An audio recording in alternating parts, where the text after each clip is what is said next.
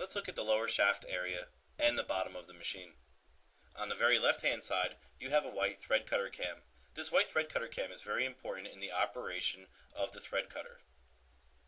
A little bit to the right of it, you can see that on the casting there is a 2.5mm hex screw, and this holds the bushing, which holds the eccentricity or the backlash or hook play of our hook.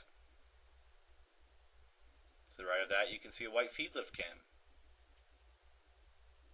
To the right of that, we have our lower shaft timing gear. A little bit to the right, we have a white thread cam, which is in the middle of a hook base plate. To the right of that, you can see in a fork that we have our feed cam. The feed cam is very important in determining which way the sewing machine is going to sew. Now you can see that we have a supporter halfway through the machine. It's very important since this is a longer shaft. Towards the right hand side, you can see that there is a black shield plate, or sometimes called a propeller, and that black shield plate goes through a sensor. It's very important to check this area and to turn your hand wheel to make sure that when the lower shaft is moving, that the shield plate is going through the sensor without rubbing or hitting. It is very important to keep this area very clean and to blow it out with air. The sensor is the nerve center of the machine. It lets the A-board know where the needle is and when a certain step motor can work. On the very right hand side, you have the rear bushing, held in by another 2.5mm hex screw. And on the very end of our lower shaft, we can see that we have a black gear, which the timing belt goes around.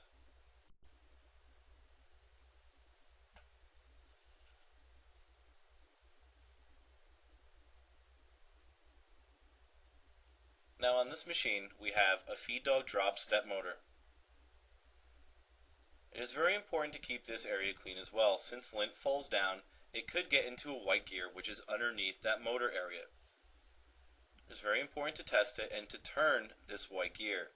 As you're turning the white gear, you can see that there is a black bracket moving above your hook base plate area, and it's moving towards the left, which in return is dropping the white feed lift cam. You have to turn this gear a lot. It takes a while for that bracket to move over if you are doing it by hand. But as you're moving it, you also see a white block moving, and it makes contact with a micro switch. The micro switch is going to let the A-board know that the feed dogs have dropped. As you start to turn it back, you can see the black bracket move back and the white block move back, making contact with another micro switch. This is letting the A-board know that the feed dogs are now up. Remember, since lint and pins and everything else falls down into a machine, it is very important to keep this area clean.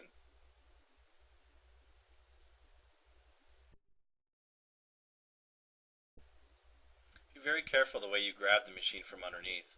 Let's look at the feed dog drop step motor again. If you were to pick up the machine, turn it over, or while you're working down here, be very careful of this motor not to grab it wrong. If you were to grab the micro switch, you could end up twisting off or breaking off the little metal clip.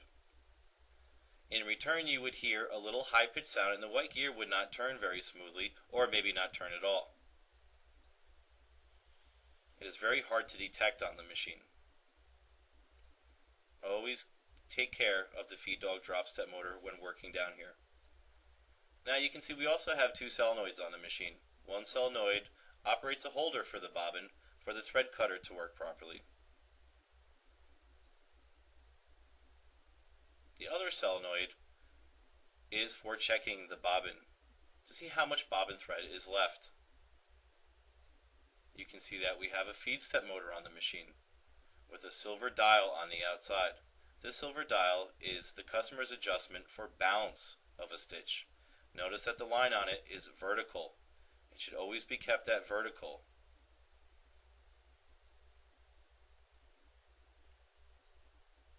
Now you want to check your feed step motor area and check everything carefully. Check the little black gear, which is also a shield plate, moving up and down through the sensor to make sure it's not rubbing. Keep that area clean. Also check the feed step motor to make sure it's not loose, or anything surrounding that area is loose, as maybe like a shaft or something.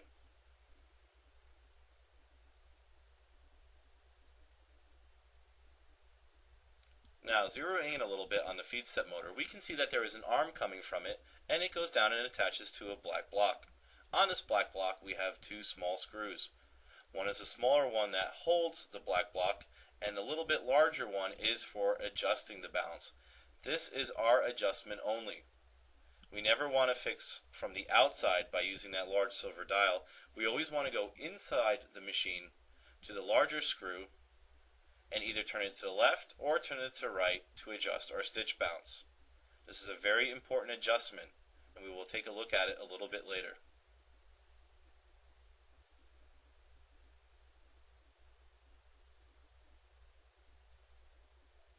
Now, on the left-hand side of the machine, you can see that there is a little board. This is the B board. The B board is for the USB port, the CD-ROM drive, and our foot control.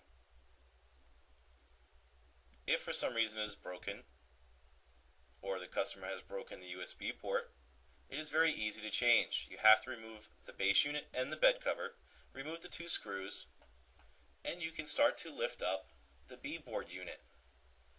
As you lift up the B board unit, you can see that it is attached by wires. Very simply, grab all the plug gently.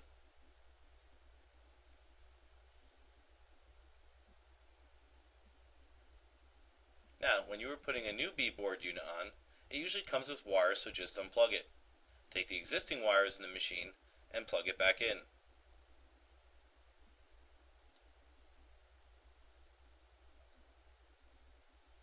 Once you have plugged the wires back in and made sure they are correct, start to put the two screws back into the B board to hold it into the machine.